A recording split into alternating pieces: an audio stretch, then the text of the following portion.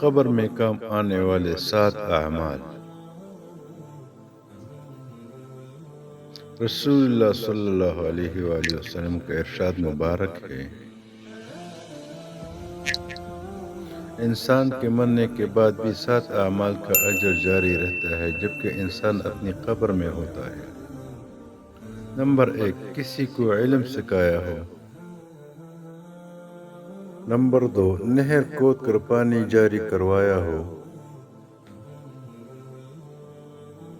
Number 3، پانی کا کنواں بنوایا ہو۔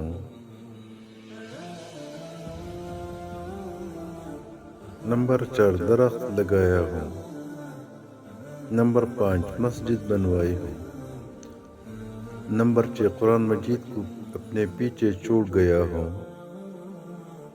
نمبر 7، اپنے پیچھے نیک اولاد چھوڑی ہو۔